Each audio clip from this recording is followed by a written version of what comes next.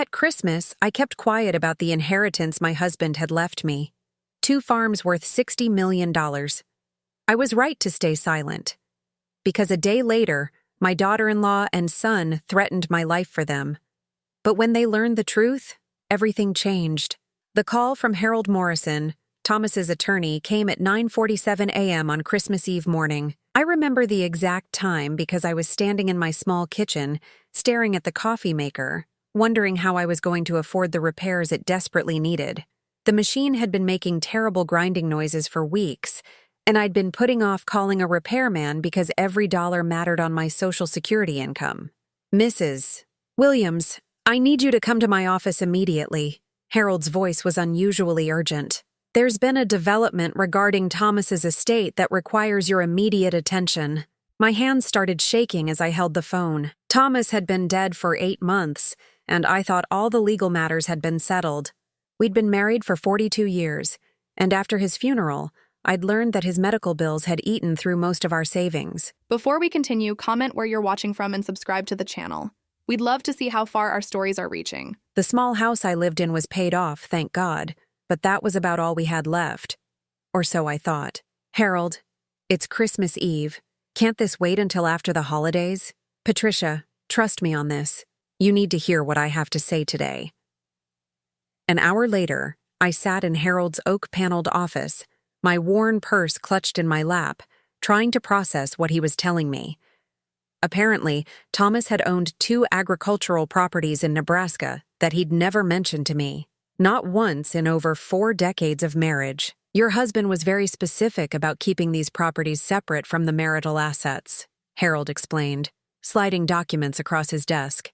"He wanted them to remain hidden until after his death, for tax purposes. The farms have been managed by an agricultural company, and the profits have been accumulating in a trust." I stared at the papers, the numbers swimming before my eyes.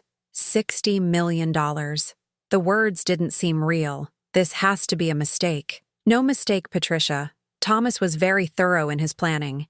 He was concerned about potential family conflicts over money, so he structured everything to remain confidential until now. The properties are extremely valuable, prime agricultural land that's appreciated significantly over the years. Family conflicts over money. Even from the grave, Thomas was protecting me.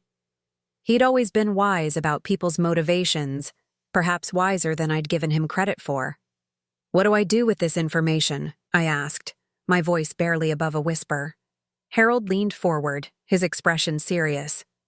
"My advice: keep this information to yourself for now. Don't tell anyone, not even David or Victoria. Let's see how this plays out naturally. Sometimes people reveal their true character when they think you're vulnerable." I thought about my son David and his wife Victoria. They'd been different since Thomas's death, more demanding, less patient. They'd started making comments about my living situation, suggesting I might be happier in a senior community where I wouldn't have to worry about home maintenance. Why would Thomas keep this from me all these years? He mentioned that he wanted you to live normally, without the burden of managing significant wealth. He said you were the most genuine person he'd ever known, and he didn't want money to change that about you. Harold's voice softened. He also said he was worried about how certain family members might treat you if they knew about the inheritance too soon. Certain family members. My stomach clenched. By 3 p.m., I was sitting in Victoria and David's pristine living room, watching my daughter-in-law arrange Christmas decorations with military precision. Everything in their house was perfect. The furniture, the artwork, the way Victoria's blonde hair never seemed to have a strand out of place. She'd married David 5 years ago, and from the beginning, I'd sensed something calculating about her. "Patricia, we need to discuss your situation," Victoria announced, not looking up from the elaborate centerpiece she was adjusting. She always called me Patricia, never Mom, despite my gentle suggestions that she use the family name. David shifted uncomfortably on the sofa beside me. At 44, my son had grown soft around the middle, his hairline receding, but his eyes were still the same gentle brown they'd been when he was a boy. "Mom, Victoria has some concerns." "Concerns about what?" I asked, though I suspected I already knew. Victoria finally turned to face me, her expression a mask of false concern. "About your ability to maintain that house of yours. The roof needs work, The plumbing is ancient. And let's be honest, you're not getting any younger. You're 69 years old, living alone in a house that's falling apart around you. The house is fine, I said quietly. Thomas and I maintained it well. Thomas is dead, Victoria snapped, then caught herself, forcing her voice back to its syrupy tone. What I mean is, you're on your own now, and we're worried about you. David and I have been discussing this, and we think it's time you considered other options. I looked at my son. What kind of options? David couldn't meet my eyes. There's this really nice retirement community about 20 minutes from here. Sunset Gardens. They handle all the maintenance, provide meals, have activities. You want to put me in a home? It's not a home, Mom. It's a community. Independent living for active seniors. Victoria stepped forward, her smile sharp. The thing is, Patricia, we know money is tight for you. David and I have been talking, and we're prepared to help with the costs. But we'd need you to sell the house to make the numbers work. My chest tightened. Sell my house? Think about it practically, Victoria continued.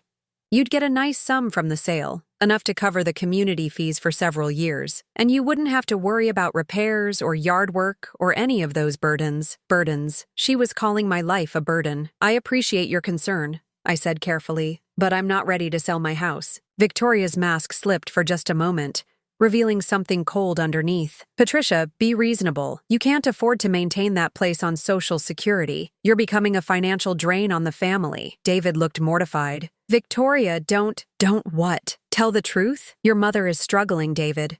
We've had to help her with groceries twice this month. The electrical work that needs to be done, the roof repairs. Where is that money going to come from? I felt heat rise in my cheeks. The groceries they'd helped with were hardly charity. Victoria had made a great show of buying them while making comments about my situation in front of the cashier. And the electrical work was minor, hardly the emergency she was making it out to be. I managed just fine on my income, I said, my voice stronger than I felt. Victoria laughed, a sound like glass breaking. Do you?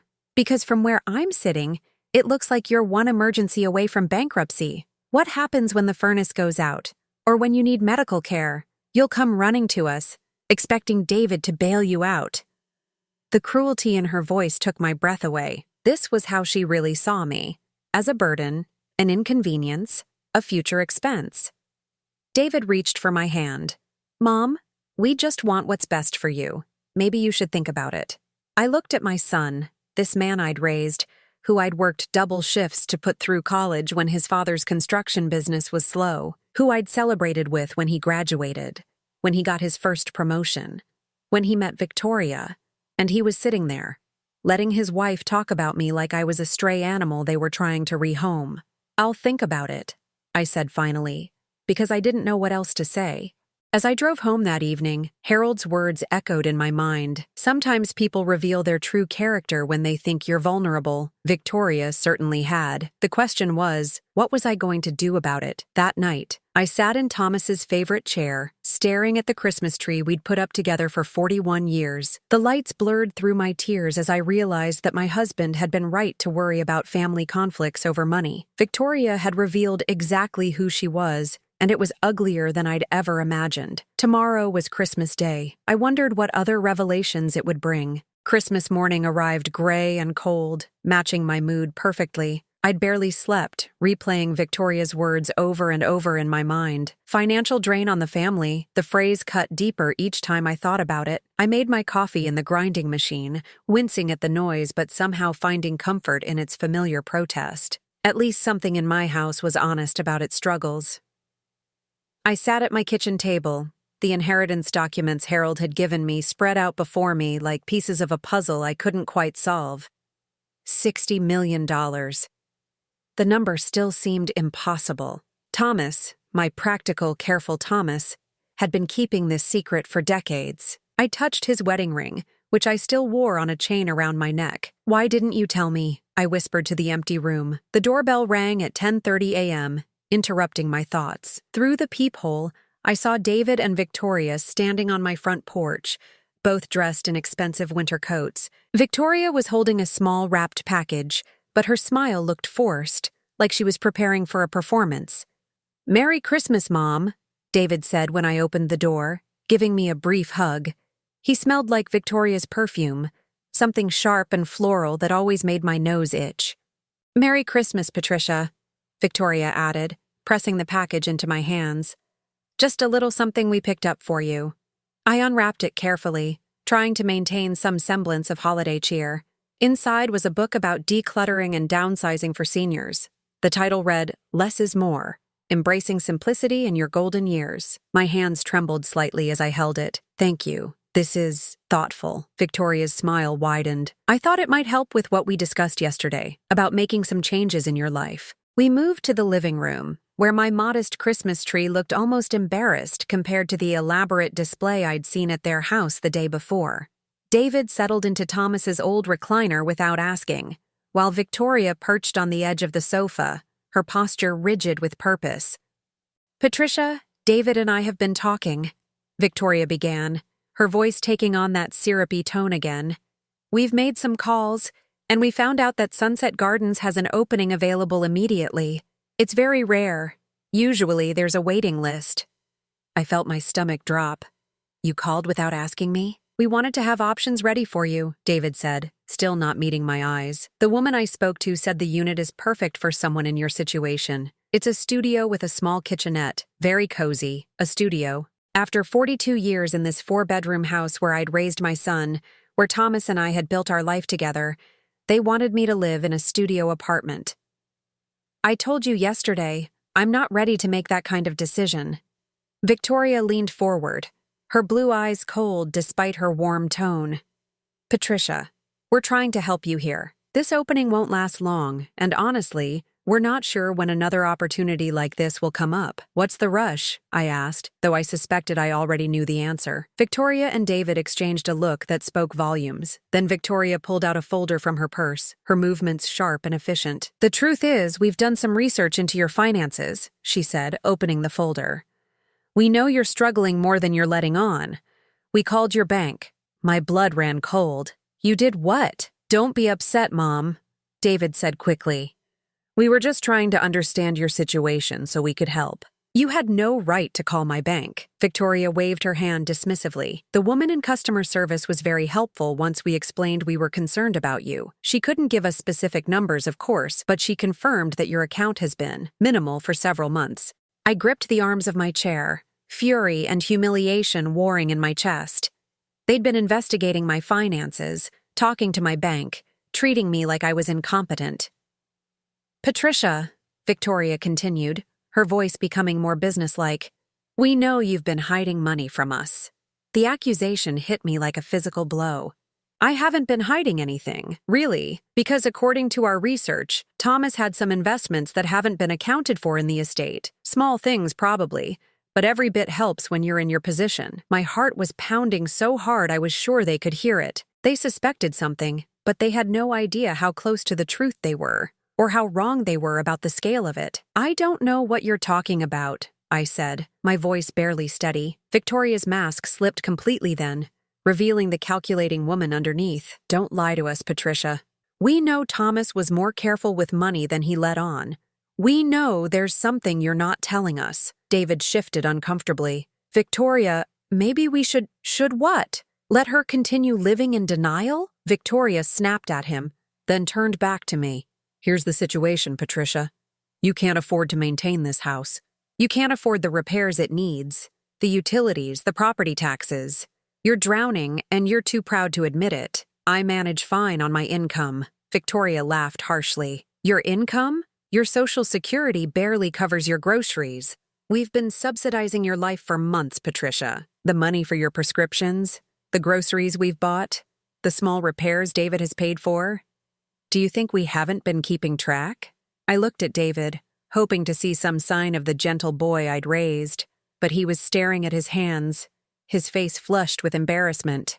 "We've been helping because we care about you," Victoria continued, "but we can't continue supporting you indefinitely. David and I have our own financial goals, our own plans for the future. I never asked you to support me. You didn't have to ask. That's what family does. But now it's time for you to be realistic about your situation and accept the help we're offering. Victoria pulled out another set of papers from her folder. We've already spoken to a real estate agent. Your house, in its current condition, would probably sell for around $180,000. After closing costs and the real estate commission, you'd clear about $160,000. That would cover the entrance fee for Sunset Gardens and give you enough to live comfortably for several years. I stared at the papers, my vision blurring with tears of rage and hurt. They'd already had my house appraised. They'd made plans for my life without consulting me. They were dismantling my existence like I was already dead. What if I don't want to sell? Victoria's voice turned cold. Then you'll lose the house anyway when you can't afford the taxes and utilities. At least this way, you'll have something to show for it. Mom, David said softly, finally looking at me. We're not trying to hurt you. We're trying to protect you from making a mistake that could leave you homeless. Protect me by taking away my home, my independence, my choices, by investigating my finances and making plans for my future without my consent. There's something else, Victoria said, and I could hear the steel in her voice now. If you refuse to be reasonable about this, if you insist on staying in this house and continuing to be a financial burden on our family, then we'll have to reconsider our relationship entirely. What does that mean? It means we won't be able to continue helping you. No more money for groceries, no more paying for repairs, no more financial support of any kind. You'll be completely on your own. David looked stricken. Victoria, that's not what we discussed. It's exactly what we discussed. She cut him off. Patricia needs to understand that her choices have consequences. If she wants to be stubborn and prideful, then she can deal with the results herself. I felt something break inside me then. Not my spirit, but something else. The last thread of hope that this woman might have some decency, some humanity buried underneath her cold calculation. You're giving me an ultimatum, I said quietly. Victoria shrugged. I'm giving you reality. You can accept our help and move to Sunset Gardens, where you'll be safe and cared for, or you can refuse and face the consequences of your pride. I looked at my son, this man I'd sacrificed everything for, and saw nothing but weakness in his face. He was going to let his wife destroy me, and he didn't have the courage to stop her. I need time to think about this, I said finally. Victoria stood up, smoothing her skirt. You have until New Year's Day. That's when the opening at Sunset Gardens expires, and that's when we stop enabling your refusal to face reality. After they left, I sat in my living room surrounded by the remnants of Christmas morning. The cruel gift, the real estate papers, the ultimatum disguised as concern. Outside, snow was beginning to fall, and I thought about Thomas, about the secrets he'd kept and the wisdom he'd shown in keeping them. Victoria thought she knew about hidden money. She thought she was so clever, so calculated in her cruelty. She had no idea what was coming. The days between Christmas and New Year's crawled by like wounded animals. I couldn't eat, couldn't sleep properly, couldn't focus on anything except the ultimatum Victoria had delivered like a Christmas present wrapped in poison. On December 28th, I called Harold Morrison. Patricia, how are you holding up? His voice was warm with concern. They know, I said without preamble, not about the farms, but they know Thomas had money hidden somewhere. Victoria is convinced I'm keeping financial secrets from them. There was a long pause. How could they possibly know that? I told him about their visit, about the ultimatum, about their calls to my bank. Harold listened without interruption, and I could almost hear him taking notes. Patricia, this changes things significantly. If they're already suspicious about hidden assets, and they're pressuring you to sell your house, we need to be very careful about how we proceed. What do you mean? I mean that if Victoria is as calculating as she sounds, she might try to challenge the inheritance once she learns about it. She could claim you were hiding community property or that you're mentally incompetent to manage such assets. My blood ran cold. Can she do that? She can try.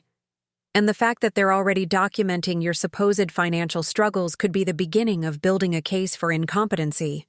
The calls to your bank, the pressure to move to a care facility. Patricia, I think they're already laying groundwork. I sank into Thomas's chair, the weight of the situation crushing down on me. What do I do? First, don't tell them anything. Let them think they're right about you hiding a small amount of money. Second, I want you to start documenting everything. Every conversation, every threat, every attempt to pressure you. And third, he paused. I think we need to hire a private investigator. A private investigator? Harold, I can't afford. Patricia, you're worth $60 million.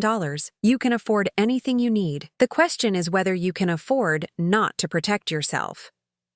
That afternoon, I met with the investigator Harold had recommended, a woman named Sarah Chen, who specialized in financial abuse cases. She was younger than I'd expected, maybe 40, with kind eyes behind wire-rimmed glasses. Mrs. Williams, I want you to understand that what your son and daughter-in-law are doing has a name. It's called financial elder abuse, and it's more common than you might think. But they haven't taken any money from me, yet, but they're using classic manipulation tactics, isolating you, undermining your confidence, creating financial dependency, and now pressuring you to make major financial decisions under duress. Sarah pulled out a tablet and began typing.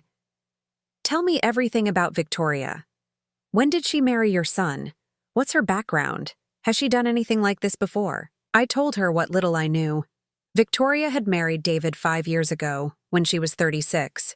She'd claimed to be a marketing consultant, though I'd never understood exactly what she did for work. She'd been married once before, briefly, to a man she rarely mentioned. What about David?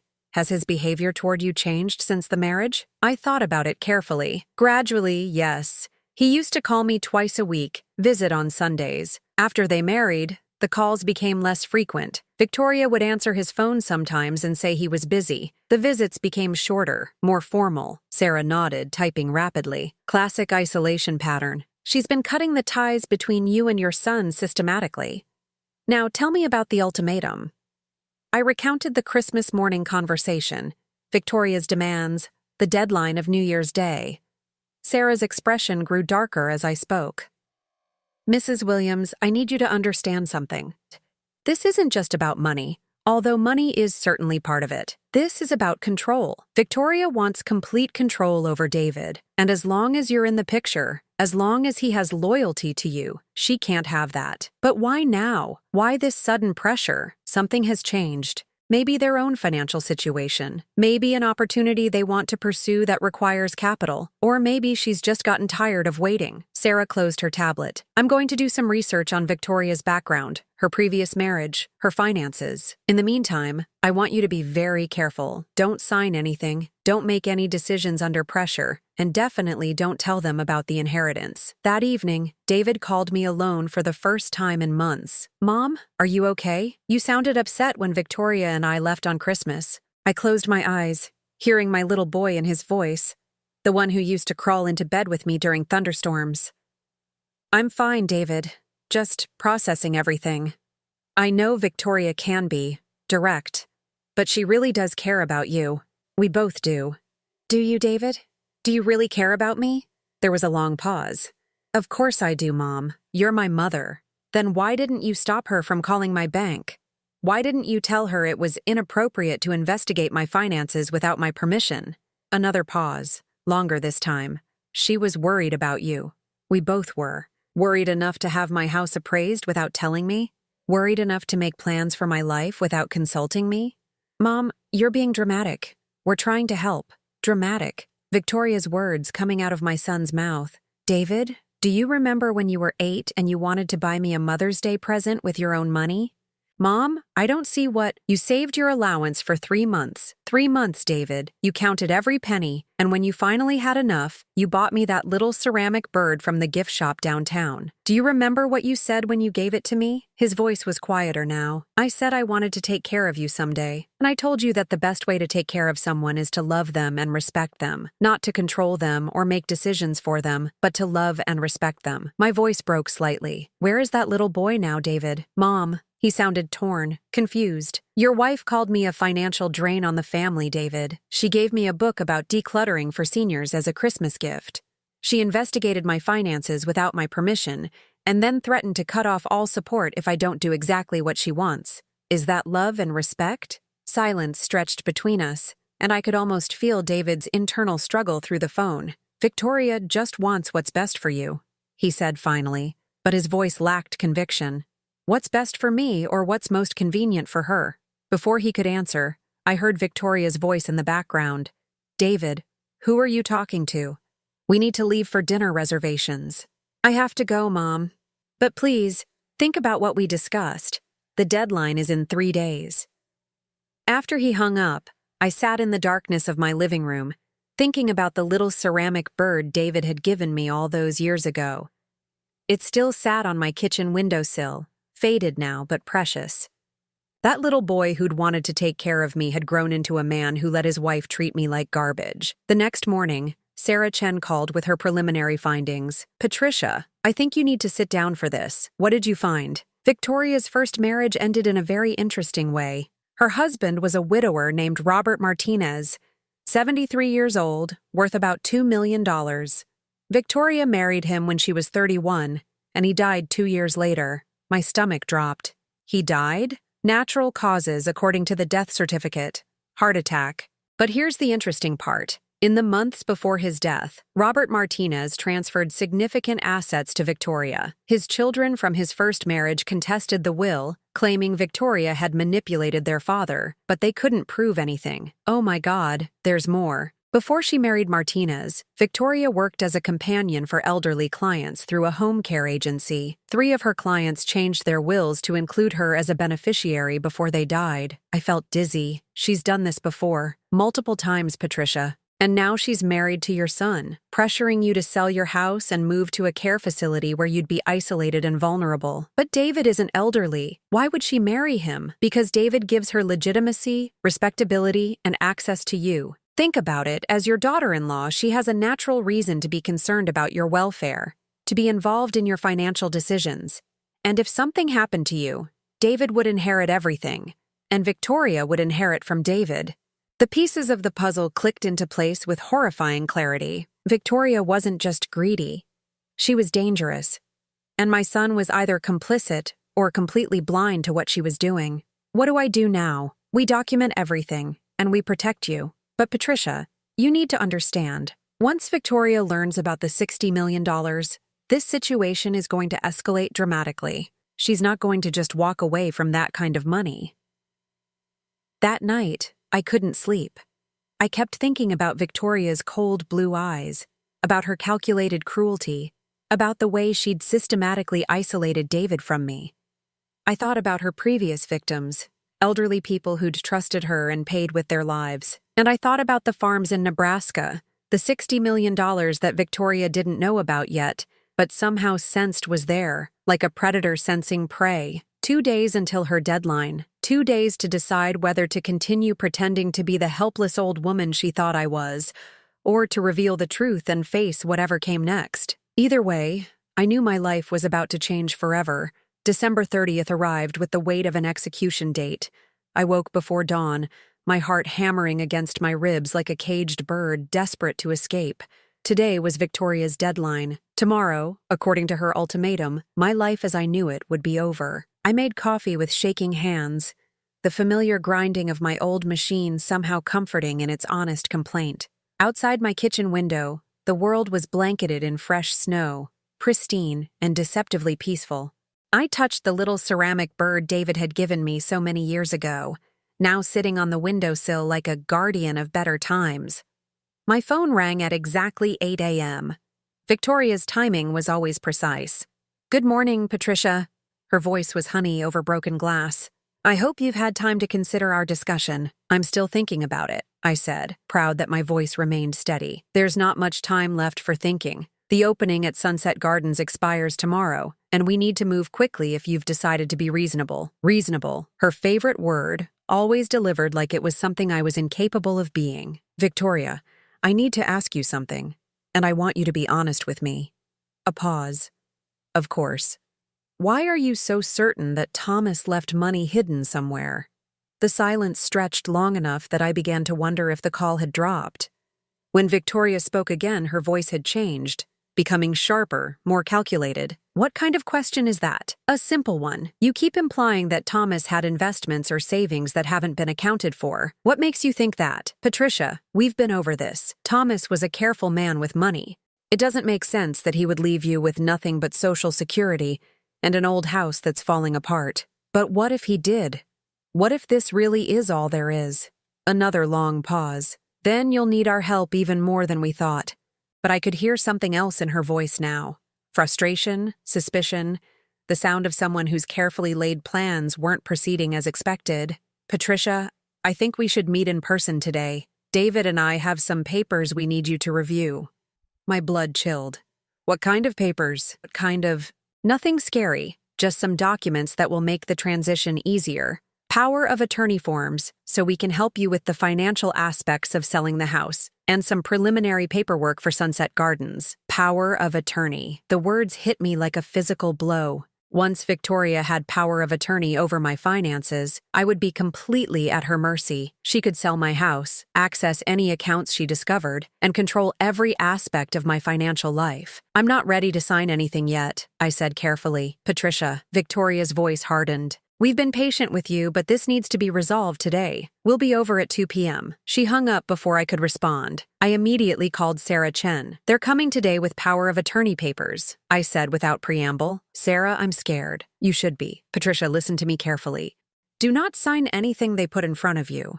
Don't even touch the papers. If they pressure you, tell them you need your own lawyer to review everything first. What if they won't leave? Then you call the police. Patricia, what they're doing is elder abuse, and it's illegal. You have rights, even if they're trying to convince you otherwise. After I hung up with Sarah, I sat in Thomas's chair, staring at the inheritance documents Harold had given me. $60 million. The number still seemed impossible, like something from a dream. But it was real, and it was mine, and Victoria had no idea.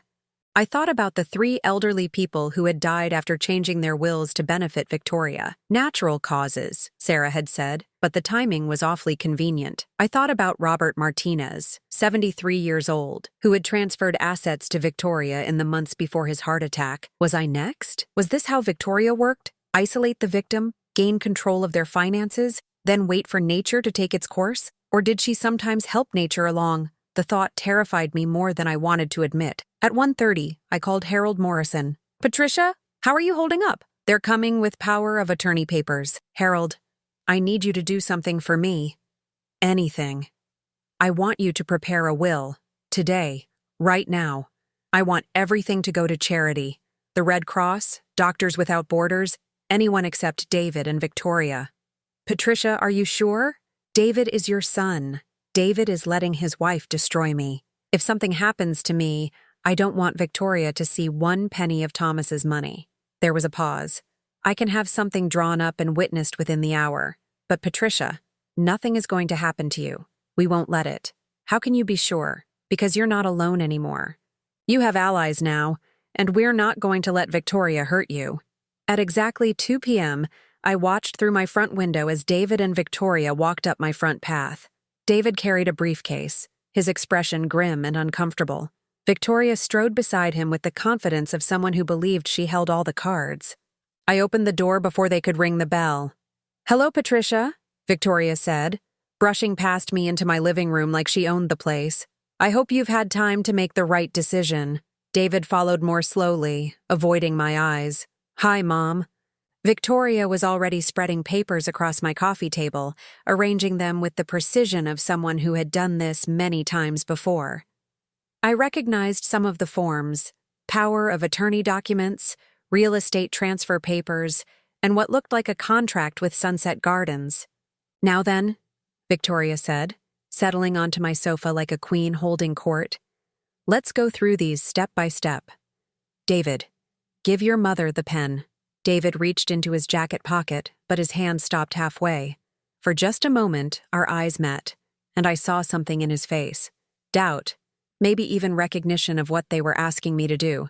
David, Victoria's voice was sharp, the pen. He pulled out an expensive-looking pen and held it toward me, but I didn't take it. I want to read everything first, I said. Victoria's smile tightened. Of course, but these are fairly standard documents. The power of attorney simply allows us to handle your financial affairs while you're transitioning to your new living situation. Why do you need power of attorney if I'm just selling my house? Because there are so many details to manage, Patricia. Utility transfers, forwarding addresses, dealing with the real estate agent. It's better if we can handle those things for you. I looked at the papers spread across my coffee table. And if I sign these, what happens to any money Thomas might have left that we haven't found yet? Victoria went very still. What do you mean? You keep saying Thomas had money hidden somewhere. If you find it after I sign these papers, what happens to it? Victoria and David exchanged a look that confirmed every suspicion I'd harbored. This wasn't about helping me or protecting me. This was about getting control of assets they were convinced existed. Any assets we discover would be used for your care, of course, Victoria said smoothly. That's what the power of attorney is for, to ensure you're provided for. But I would still own them? Another pause. Patricia, why are you asking these questions? Are you saying there is money that Thomas left hidden? My heart was pounding, but I kept my voice steady. I'm just trying to understand what I'm signing. Victoria leaned forward, her blue eyes intense. Patricia, if Thomas left money that you haven't told us about, you need to disclose it now. Hiding assets while applying for care assistance could be considered fraud. There it was. The threat wrapped in concern, the implication that I was somehow committing a crime by not revealing assets I supposedly knew about. I don't know of any hidden money, I said, which was technically true. The inheritance had been hidden from me as well. Victoria studied my face like she was trying to read my thoughts. Then there shouldn't be any problem signing these papers. I want my own lawyer to review them first. You don't need a lawyer, Patricia. We're your family. We have your best interests at heart. If you have my best interests at heart, then you'll have no problem with me getting legal advice. Victoria's mask slipped completely then. Patricia, stop being difficult. We've put a lot of time and effort into arranging this for you. The least you can do is show some gratitude. Gratitude for what? For investigating my finances? For threatening to cut off support if I don't do what you want? For trying to take control of my money and my life? David shifted uncomfortably. Mom, that's not, isn't it? I stood up, surprising myself with the steadiness of my legs. Victoria, I want you to leave my house. Victoria didn't move. We're not leaving until this gets resolved. Then I'll call the police. And tell them what? That your family is trying to help you? I'll tell them that you're trying to coerce me into signing legal documents under duress. Victoria laughed, but it was an ugly sound. Patricia, who do you think they'll believe? A confused old woman who can barely afford to heat her house, or her successful son and daughter-in-law who are trying to prevent her from making a terrible mistake? The cruelty in her voice took my breath away, but it also crystallized something inside me, turning fear into cold determination. Get out of my house, I said quietly. Not until you sign these papers. Get out, or I'm calling 911. Victoria stood up then, her composure finally cracking completely. Fine, but Patricia, understand this. If you don't resolve this situation by tomorrow, you're on your own. Completely on your own. No more help, no more support, no more family. You'll have nothing and no one. After they left, I sat in my living room surrounded by the papers they'd abandoned in their rush to leave. Power of attorney documents, property transfers, contracts that would have signed away my independence and my future. I thought about Victoria's final threat. No more family, as if what they'd been offering could be called family love. But I wasn't on my own. I had Harold. I had Sarah Chen. And I had something Victoria couldn't even imagine. 60 million reasons to fight back. Tomorrow was New Year's Day. Time for a fresh start. Time for Victoria to learn exactly who she'd been trying to destroy. New Year's Day dawned crisp and bright. The kind of morning that feels like the world holding its breath before something monumental happens. I'd barely slept, spending the night alternating between terror and a strange, cold anticipation. Today, Victoria would learn that the helpless old woman she'd been tormenting was worth $60 million. I dressed carefully in my best navy dress, the one Thomas had always said made me look elegant, and put on the pearl necklace he'd given me for our 20th anniversary. If today was going to be a battle, I wanted to look like someone worth fighting for. At 9 a.m., Harold Morrison arrived at my house carrying a briefcase and wearing the expression of a man prepared for war. Patricia, how are you feeling? Terrified, I admitted, but also ready. Harold set his briefcase on my kitchen table and pulled out a small recording device. Sarah Chen will be here in a few minutes with a camera crew. We're going to document everything that happens today. A camera crew? Trust me on this. If Victoria is as dangerous as we think she is, we need evidence. Clear, undeniable evidence of her true character. Sarah arrived 15 minutes later with 2 technicians who quickly set up discreet cameras around my living room. They were so small and well hidden that I could barely see them myself. "Patricia," Sarah explained, "these cameras will record everything that happens. But more importantly, they'll keep you safe. Victoria is less likely to become violent if she knows she's being recorded." "Do you really think she might become violent?" Sarah and Harold exchanged a look. "Based on her history, yes," Sarah said gently. "When people like Victoria realize they're losing control, they can become very dangerous." At 10:30, my phone rang. Victoria's name appeared on the screen, and I let it ring 3 times before answering. "Patricia, we need to resolve this situation today. No pleasantries, no pretense of caring, just cold demand. I told you yesterday I'm not signing anything without legal advice. You've had all night to think about this. Time's up. David and I will be there in 30 minutes, and we expect you to be reasonable." "Victoria, 30 minutes, Patricia. Don't make this harder than it needs to be." The line went dead. Harold placed a reassuring hand on my shoulder. "Remember, Patricia, you hold all the cards now. They just don't know it yet." At exactly 11 a.m., I watched through my window as David and Victoria's car pulled into my driveway. Victoria got out first, moving with the sharp, aggressive stride of someone who had run out of patience. David followed more slowly, and I noticed he was carrying what looked like additional paperwork. I opened the door before they could knock. "Patricia," Victoria said, pushing past me without invitation. "I hope you've come to your senses." David nodded at me uncomfortably. "Hi, Mom." They moved into my living room, where Victoria immediately began spreading new papers across my coffee table.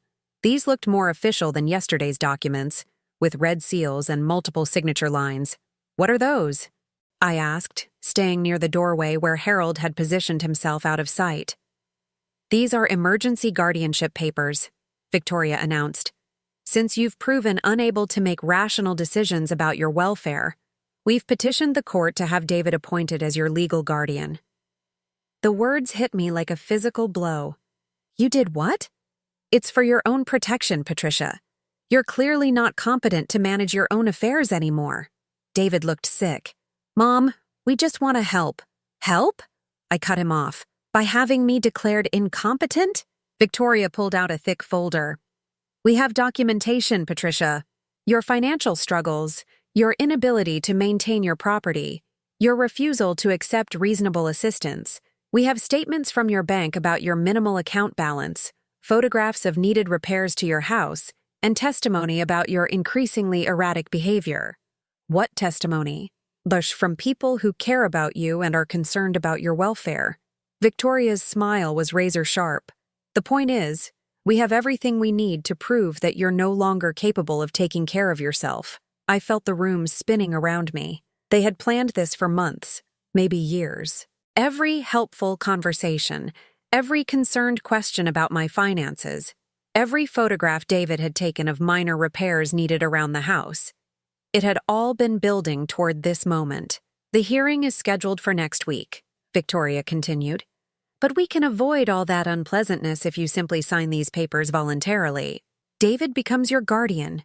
We sell this house, and you move to a nice, safe care facility where you'll be looked after properly." "And what happens to any money you find that Thomas left?"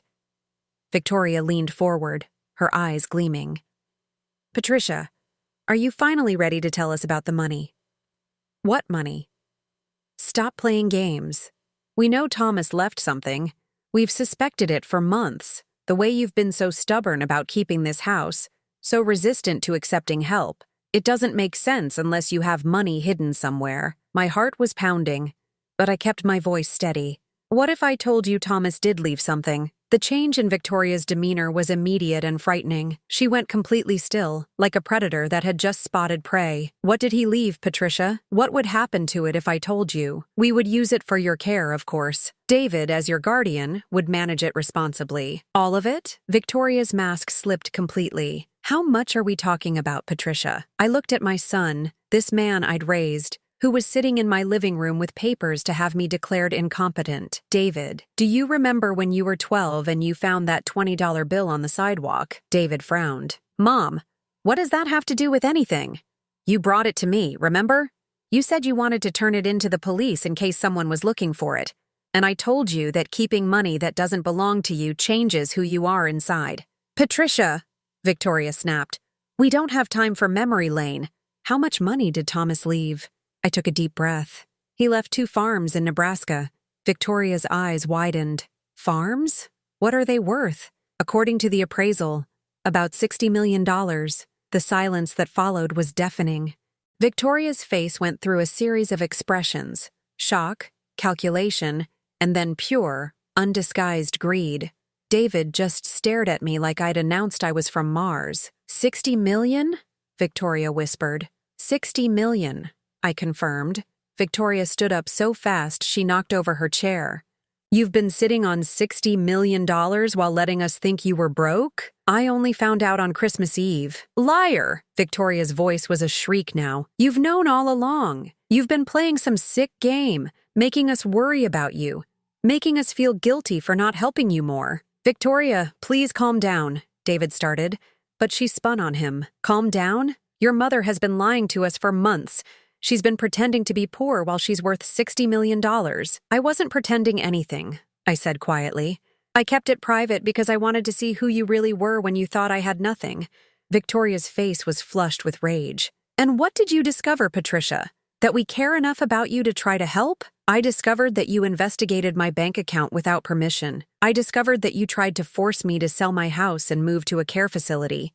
I discovered that you brought papers to have me declared incompetent, so you could control my money. Because we thought you needed help. No, because you thought I had money and you wanted to get control of it. And now you know just how much money we're talking about. Victoria began pacing, her movements sharp and agitated. $60 million. Do you have any idea what you could do with $60 million? What I could do, or what you could do? Victoria stopped pacing and stared at me. What's that supposed to mean? It means I know about your previous marriages, Victoria. I know about Robert Martinez and the other elderly people who changed their wills to benefit you before they died. David looked confused. What is she talking about? Victoria's face had gone white. I don't know what you're implying. I'm not implying anything. I'm stating facts. You're a predator, Victoria. You target elderly people with money, you gain their trust, and then you take everything they have. That's not true. Then explain Robert Martinez. Explain the 3 clients from the home care agency. Explain why you married David and immediately started trying to isolate me from him. David was looking between us like he was watching a tennis match. Mom, what are you talking about? I kept my eyes on Victoria. Tell him, Victoria. Tell David about your real profession. Victoria's composure finally shattered completely. You sanctimonious old bitch. You think you're so smart, don't you? Sitting there with your $60 million judging me. Victoria. David stood up, shocked. But Victoria was beyond caring about appearances now. Do you know what it's like, Patricia? Do you know what it's like to watch wealthy old people waste money on things they don't need while younger people struggle? You've been hoarding $60 million while complaining about not being able to afford grocery bills. I wasn't hoarding anything. I only learned about it a week ago. And what were you planning to do with it? Leave it all to some charity? Let it sit in banks earning interest while people who actually need it go without? The naked greed in her voice was terrifying. This wasn't about need or fairness. This was about pure, ugly avarice. I was planning to use it to live my life in peace, I said quietly, without being manipulated or threatened by people who were supposed to love me. Victoria laughed, a harsh, bitter sound. Love you? Patricia, you're a selfish, manipulative old woman who's been playing games with our lives. She moved toward me then, and something in her eyes made my blood freeze. But here's the thing, Patricia. You're going to sign those guardianship papers.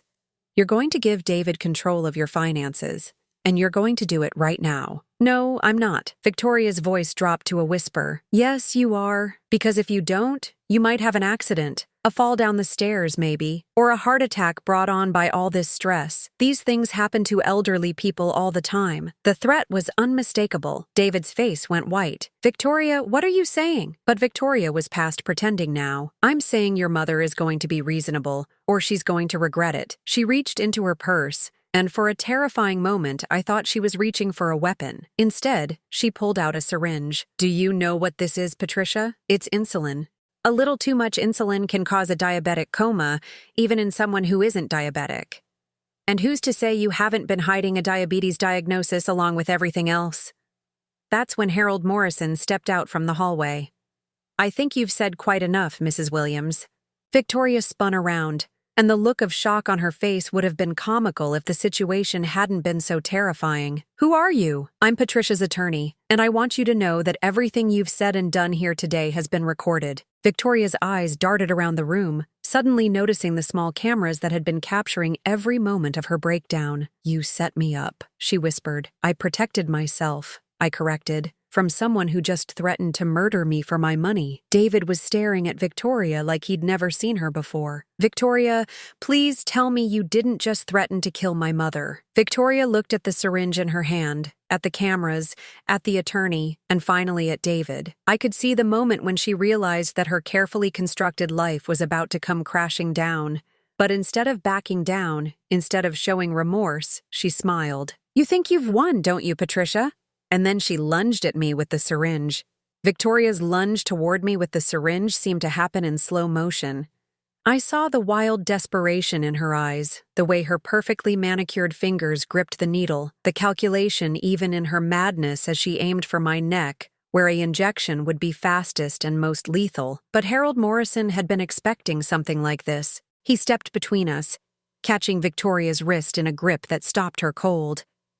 The syringe clattered to the floor as David finally snapped out of his shocked paralysis.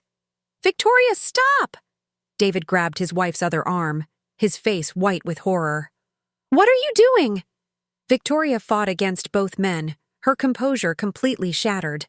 "Let me go. She's been playing us for fools. $60 million, David. Your mother has $60 million and she was going to let us struggle while she pretended to be poor. So you tried to kill her?" David's voice cracked with disbelief. "I was protecting our future," Victoria screamed. "Do you know what we could do with that money? The life we could have?" Sarah Chen emerged from the kitchen where she'd been monitoring the recording equipment, her phone already pressed to her ear. "Police are on their way," she announced calmly. Victoria's struggles intensified. "You can't prove anything. I never actually hurt her." Harold picked up the syringe carefully with a handkerchief. "Attempted murder with a deadly weapon, elder abuse, fraud, conspiracy, and terroristic threats. I think we can prove quite a lot, actually." The sound of sirens grew louder outside. Through my front window, I could see neighbors gathering on their lawns, drawn by the commotion. Mrs. Henderson from next door was standing in her bathrobe, her hand pressed to her mouth in shock. Victoria made one last desperate attempt to salvage the situation. "David, you have to listen to me. Your mother set this whole thing up. She manipulated all of us to make me look bad." David stared at his wife like he was seeing her for the first time. "Victoria, you just tried to inject my mother with insulin to kill her. There's no manipulation here. There's just what you did." "But the money, I don't care about the money." David's voice broke completely. "I care that the woman I married just tried to murder my mother." The police officers who entered my house were professional and efficient. They took statements, collected the syringe as evidence, and arrested Victoria while she continued protesting her innocence and ranting about the unfairness of elderly people hoarding wealth. As they led her away in handcuffs, she turned back to David one last time. "This isn't over. I know lawyers too. I'll fight this." But David had already turned away, unable to watch the woman he'd thought he loved being taken away for attempting to commit murder in my living room. After the police left, Harold, Sarah, and I sat in my kitchen while David paced in the living room, trying to process what his life had become in the space of 2 hours. "What happens now?" I asked Harold. "Victoria will be charged with attempted murder, elder abuse, and fraud. With the video evidence and her confession, she'll likely spend the next 10 to 20 years in prison." Harold paused. "Sarah's research into her background will also be shared with law enforcement. They'll be reopening investigations into the deaths of her previous victims." Through the kitchen doorway, I could see David sitting in Thomas's old chair, his head in his hands. "What about David?" I asked quietly. Sarah leaned forward. "Patricia, your son was manipulated by a professional predator. Victoria spent years isolating him from you. controlling his perspective, making him believe things about you that weren't true. He's as much a victim as you are. But he went along with it. He was ready to have me declared incompetent. Because he believed you were in genuine distress and danger, Harold said gently. Victoria is very good at what she does. She convinced David that you were suffering and that he was helping you by taking control of your finances. I thought about my son, about the little boy who had saved his allowance to buy me a ceramic bird, about the man who had let his wife investigate my bank accounts and pressure me to sell my home. He needs to apologize, I said finally. Not just for what happened today, but for the past 5 years.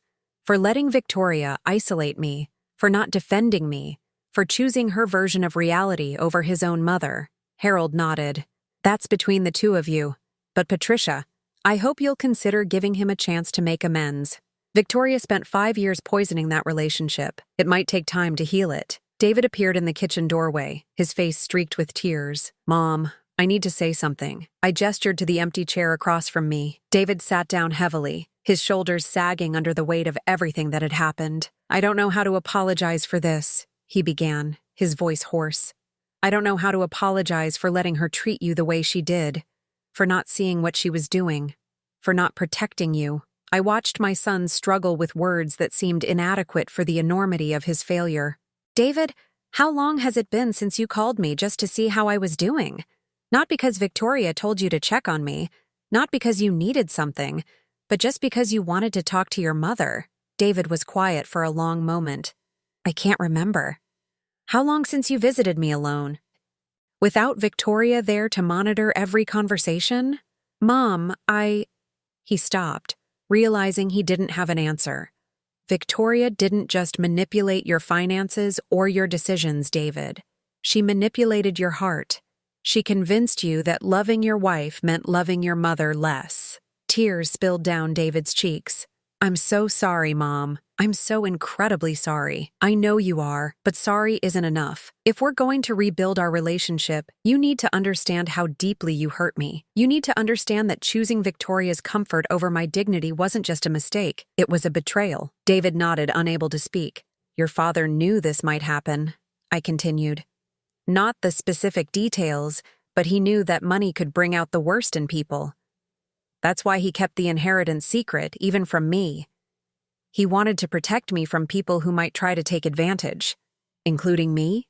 I reached across the table and took my son's hands. They were softer than his father's had been, unmarked by the construction work that had built our life together, including anyone who might put money before family love. Thomas wanted me to be able to tell the difference between people who cared about me and people who cared about what I could give them, and I failed that test. You did. But David, the test isn't over. What you do from here, how you rebuild your life without Victoria's poison in it, how you treat me going forward, that's the real test. 3 months later, I stood in the courthouse as Victoria was sentenced to 15 years in prison for attempted murder and elder abuse. Additional charges were pending as investigators looked into the suspicious deaths of her previous victims.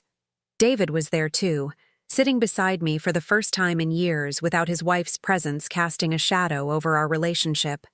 He'd moved out of the house he'd shared with Victoria, filing for divorce the week after her arrest. As Victoria was led away in her prison uniform, she looked smaller somehow, diminished without her perfect hair and expensive clothes.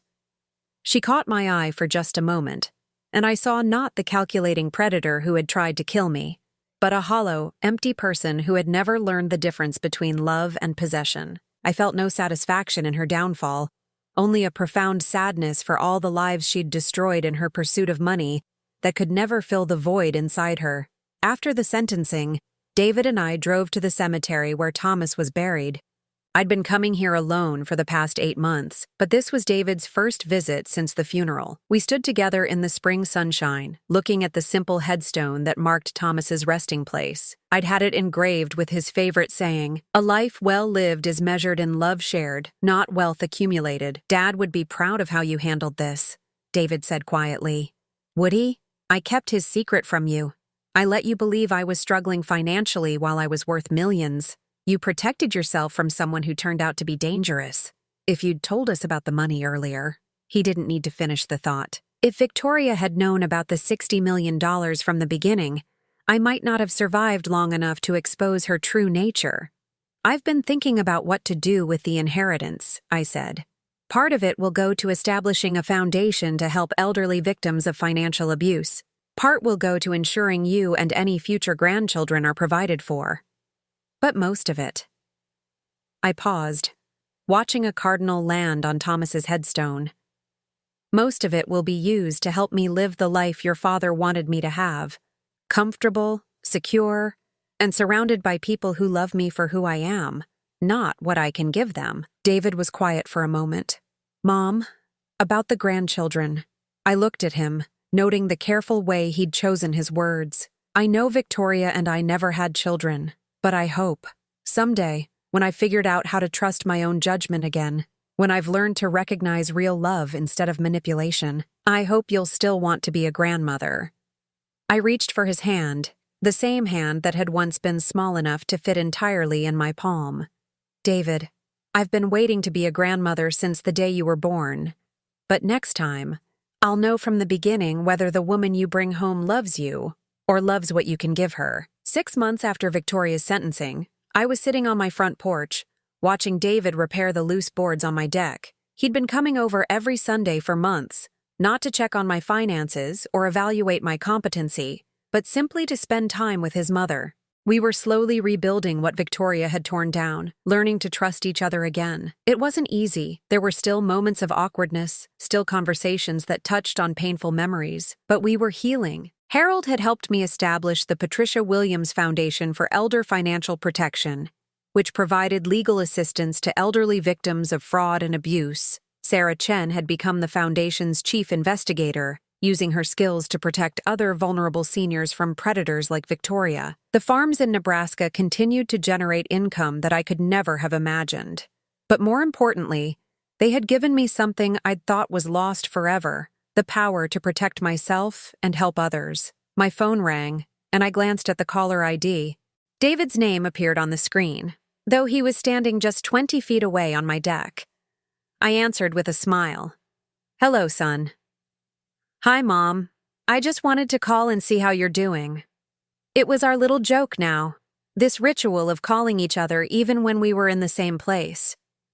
David's way of proving that he could reach out to his mother without prompting, without manipulation, just because he wanted to hear my voice.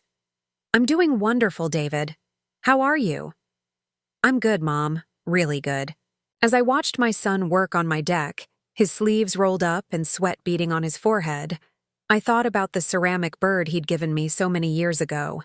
It still sat on my kitchen windowsill, a reminder that the capacity for love and sacrifice had always been in him. Victoria had tried to kill that part of him, just as she'd tried to kill me, but love, real love, is harder to destroy than predators like her realize. Thomas had been right to hide the inheritance until after his death. He'd been right to worry about family conflicts over money. But he'd also been right about something else, that I was strong enough to handle whatever came my way. I'd faced a woman who tried to murder me for money, and I'd survived. More than survived. I'd found my way back to my son, protected other elderly victims from similar predators, and learned to use my unexpected wealth as a force for good rather than a burden to bear.